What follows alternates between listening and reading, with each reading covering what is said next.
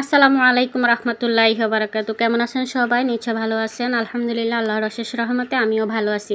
আমি page relative কিছু কথা বলবো, যেটা আমি বলেছিলাম আপনাদেরকে কিছুদিন আগে, যে আমার এই পেজের মাধ্যমে আমি আমার 1 বছরের অভিজ্ঞতা থেকে যতটুকু শিখতে পেরেছি, যতটুকু জানতে পেরেছি, সেই রিলেটিভ কিছু কথা আপনাদের সাথে শেয়ার করব, যাতে আপনারাও উপকৃত হন।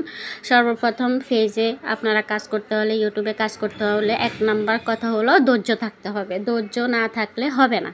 কেউ এখানে 2 মাসে সফল হয়ে যায়, কেউ 6 মাসেও সফল হয় না, কেউ 1 বছরও লাগে যায় সফল হতে। তো কাজ করতে হলে অবশ্যই ধৈর্য রাখতেই হবে। আমি যেহেতু 1 বছর ধরে কাজ করতেছি না, আমি যে কাজ করতেছি এর মধ্যে আমার সফল না হওয়ার কথা অনেক আছে। আমি কিন্তু 2 মাস অ্যাক্টিভ থাকলে 3 মাস অ্যাক্টিভ থাকি না, আর 15 দিন অ্যাক্টিভ থাকলে 20 দিন অ্যাক্টিভ থাকি না। তো এগুলি আমার নিজের সমস্যা। এগুলির কারণে আমার পেজে আমি এখন পর্যন্ত ইনকামের কিছুই চোখে দেখি নাই, কারণ মনিটাইজেশনও হয় নাই আমার। অবশ্যই মনিটাইজেশন করতে হলে নিজের ভিডিও, একদম অরিজিনাল নিজের ভিডিও, পেজ মনিটাইজেশন হওয়ার আগে কখনো কোনোভাবে অন্যের ভিডিও, অন্যের মিউজিক কোনো কিছু ব্যবহার করা যাবে না, কোনো ডাউনলোডের কিছু ব্যবহার করা যাবে না। সম্পূর্ণ নিজেরটাই করতে হবে।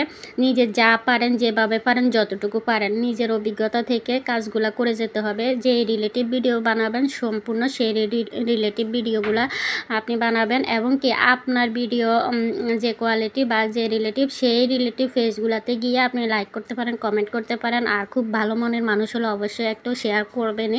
ফেসবুক যখন আপনার দিকে ভিডিওগুলো আপনার পেজে দেখায় বা আপনার প্রোফাইলে দেখায়, তার মানে এগুলো আপনাকে দেখতে বলেছে, লাইক কমেন্ট করতে বলেছে, শেয়ার করতে বলেছে। এই কাজগুলি করতে হবে। এর মধ্যে এইগুলোর মাধ্যমে পেজে অ্যাক্টিভ থাকবেন। নিজের ভিডিও নিজে অবশ্যই দিবেন। রিলস ভিডিও দৈনিক একদম কম হলেও 3টা দিতে হবে, শর্ট ভিডিও একদম কম হলেও 3টা দিতে হবে। আর যদি আরও দ্রুত আপনি এগিয়ে যেতে চান, তাহলে দিনে আরও বেশি দিতে পারেন। তবে আমি পারি না, সেজন্য আমার পেজটা আমি এখনও মনিটাইজেশন করাইতে পারি নাই। আরও একটা কথা, পেজের মধ্যে অনেক সমস্যা আসতেই পারে, অনেক সমস্যা হতে পারে, অনেক নোটিফিকেশন পাবেন।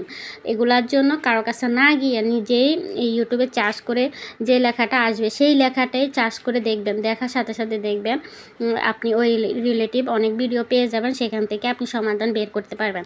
কারো কাছ থেকে ফলোয়ার্স কিনবেন না, কারো কাছ থেকে ওয়াচ টাইমও কিনবেন না।